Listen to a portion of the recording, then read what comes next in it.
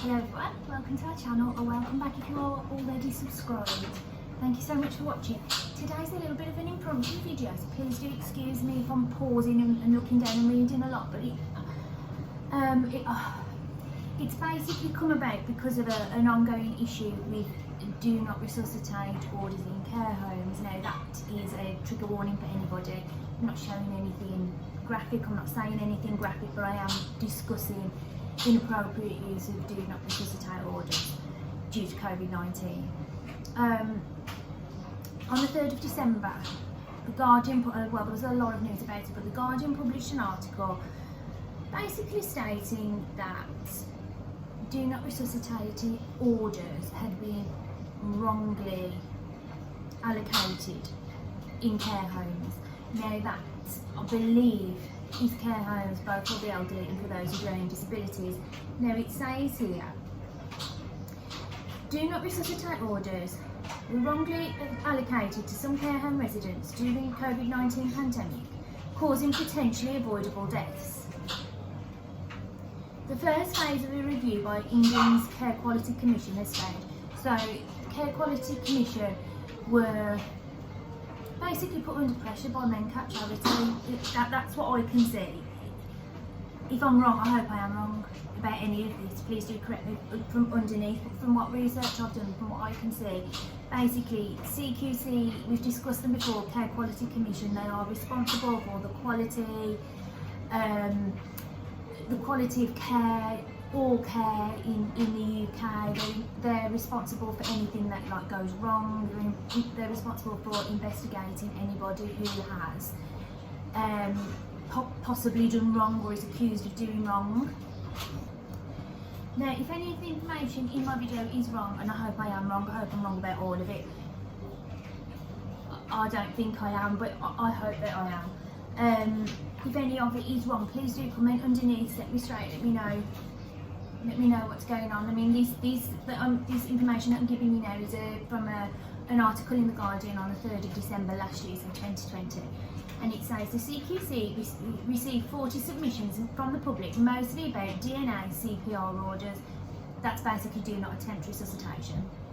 That have been put in place without consulting with the person or their family. These included reports of all the residents of one care home being given a DNA CPR notice and of the notices routinely being applied to anyone affected with COVID. Some people reported that they did not even know a do not attempt resuscitation order had been placed on their relative until they were quite unwell. DNA CPR decisions can be made by a consultant, GP or suitably qualified nurse and should be made in consultation with the person concerned. Now, it sounds very much as though, from what I can see from what research I've done, it sounds very much as though these do not resuscitate orders have been applied as a blanket on an entire care home by the GP for that care home. Now, a GP does have the power to apply a do not resuscitate order. Whether they've got the power to apply a blanket do not resuscitate order on an entire residential home is unclear to me. To me, it seems not. It seems a ridiculous thing to do. It seems ethically wrong, morally wrong, but we'll get to that anyway.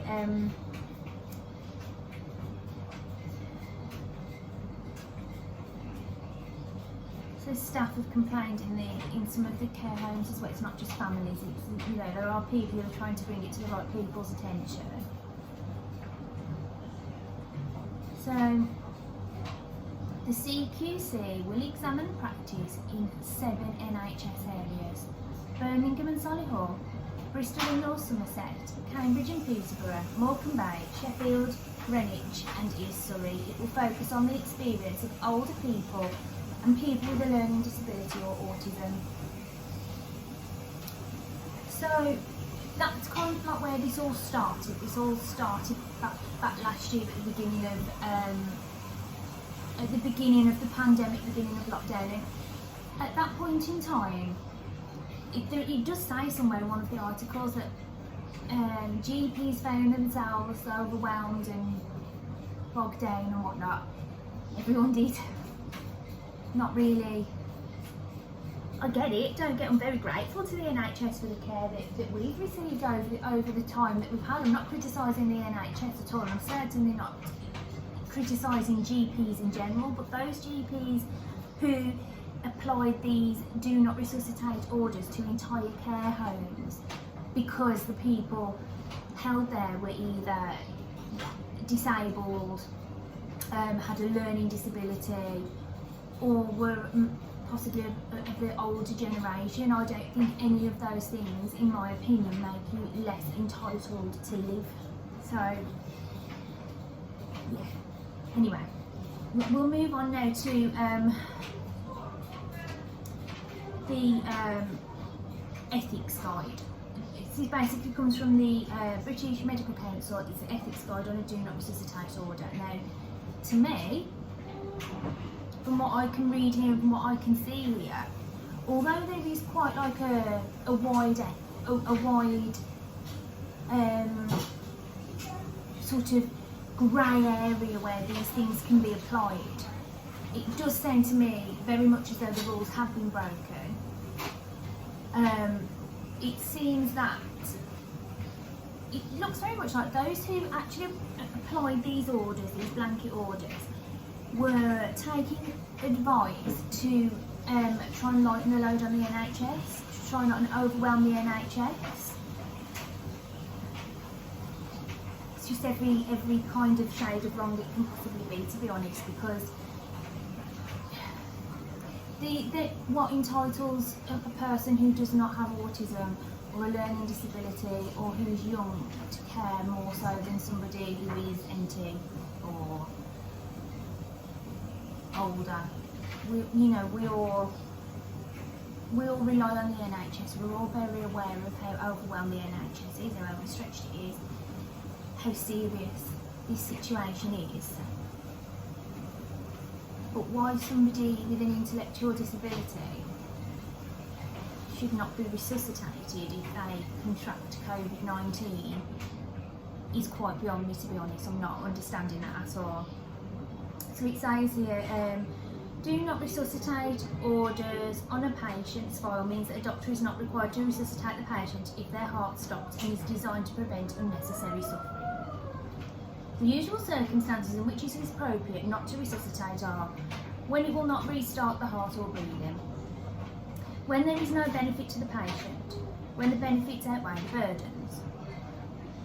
Although DNRs can be regarded as a form of passive euthanasia, they are not controversial unless they are abused.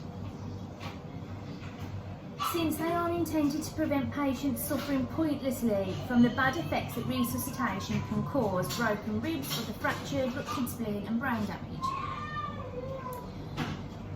Guidelines issued by the British Medical Association and the Royal College of Nursing say that DNR orders should only be issued after discussion with the patients or their family. And then it goes into sort of like the intricacies of what, like, it may be difficult to raise the subject and stuff like that, which is not, I don't think that's quite relevant for our situation that we're talking about today. What that basically tells me is that if a patient does not is mentally disabled enough to not have capacity to discuss that with that GP, then that GP should approach that patient's family, that patient's caregivers, someone. I just don't see how this adds up. I don't see how they thought that was okay. I don't think it's so much a mistake as something that they've done and tried to fly under the radar with, which is just absolutely disgusting. And the thing is, it does need to be discussed and it does need to be made public, because unfortunately, if there's one thing that I've learned in this country, it's that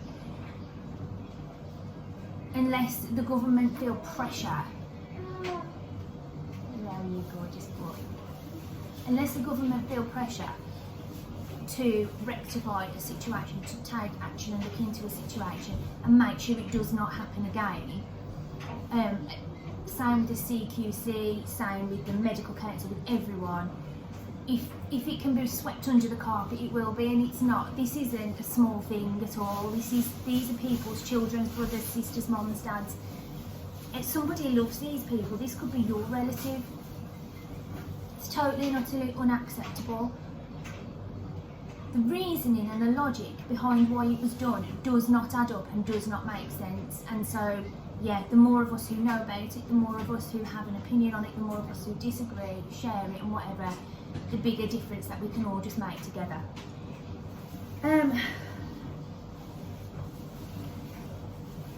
So, the UK medical profession has quite wide guidelines for the circumstances in which a DNR may be issued. If a patient's condition is such that resuscitation is unlikely to succeed, if a mentally competent patient has consistently stated or recorded the fact that he or she does not want to be resuscitated, if there is advance notice or a living will which says that the patient does not want to be resuscitated, if successful resuscitation would not be in the patient's best interest because it would lead to a poor quality of life. In the UK, NHS trusts must ensure an agreed resuscitation policy that respects the patient's rights in place. Non-executive director is identified to oversee the implementation of a policy. The policy is readily available to patients, family and carers. The policy is put under audit and regularly monitored. Abuse of DNRs. The clear guidelines on DNRs had to be firmly restated in 2000 after a number of seemingly healthy patients discovered they had do not resuscitate or DNA orders written on their medical notes without consultation with them or their relatives. There was further concern when it emerged that junior doctors had sometimes made DNR decisions because senior doctors were unavailable. So it's an area where there have been, shall we say, just mistakes made before, but I think that document and that criteria quite clearly outlines something of such a serious nature that nobody should be implementing without fully understanding the rules, the criteria, the ethics behind it. You can clearly see here that that's been broken. The families were not consulted, the individuals themselves were not consulted. A lot of people didn't actually know that there was a do not resuscitate order on their loved one until they were very, very unwell in hospital. Also, it makes it quite likely that lives were unnecessarily lost. People who could have lived if they hadn't had this order on their file didn't and were not resuscitated purely because they're in a care home, really. Now, MENCAP did issue a statement when it was announced that the CQC would be conducting a review, which is basically just like an investigation into what's happened, who's done what, and who, if anyone, is at fault. It says the 1.5 million people with a learning disability across the UK have a right to equal access to healthcare just like anyone else. Yet the potentially unlawful use of do not resuscitate notices for fit and healthy people with a learning disability during the first wave of the COVID-19 pandemic was discriminatory and quite literally put their lives in danger. While we welcome the review into the use of these notices in care homes, including whether some are still in place illegally, this must go further. The review needs to examine DNR policy and practice across health and care settings for disabled people and of all ages, and set out changes needed to protect people's rights so that unacceptable practice cannot be repeated. So they're quite probably more coherently saying exactly what I'm trying to say there, and what they're basically saying there is that it's totally unacceptable. Yeah, it's great that they're doing this review, but how on earth did it happen in the first place?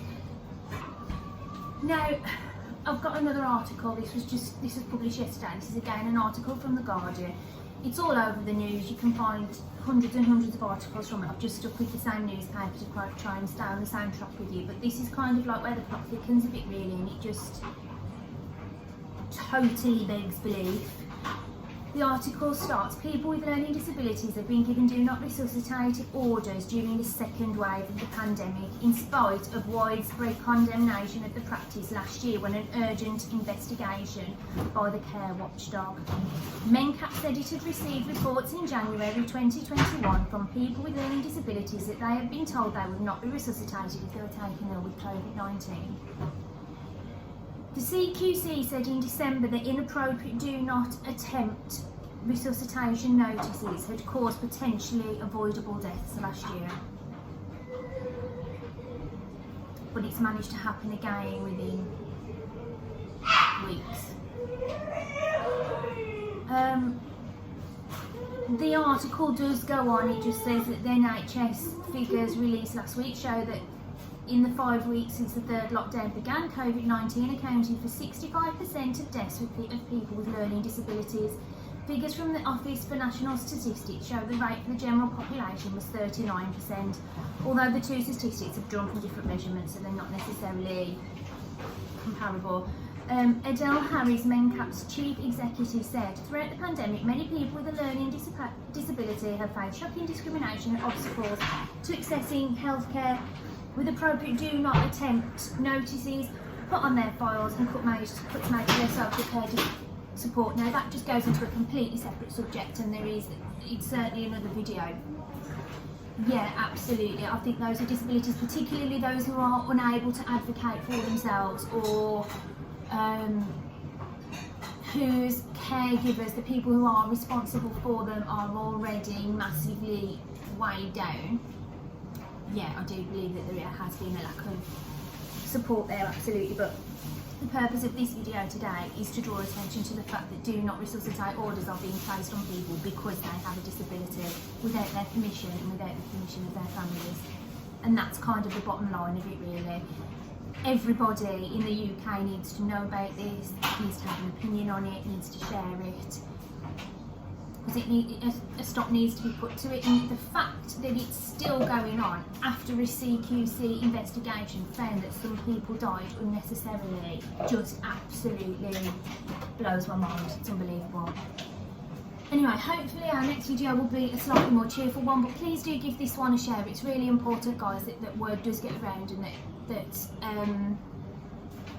that people understand, really, I suppose, just like the bottom line of what's going on in this situation, because all of the medical councils and everybody else getting involved and giving statements and this, that and the other is all very well and good and investigating and whatnot, but at the end of the day they've clearly not made any changes to stop it from happening again, and that's the problem. 2021 in England, I thought it was fake news when I first saw it. I just didn't believe it until I actually looked into it, because it just seems utterly ridiculous. It seems unimaginable. It just seems like something that just wouldn't happen. But there we go, it did. It has. It is happening. So thank you so much for watching. Take care. If you like the video, please do give us a thumbs up. Please give it a share if you're able to. And don't forget to hit the subscribe button down below so you see our future videos. Thanks so much for watching. Take care. Bye.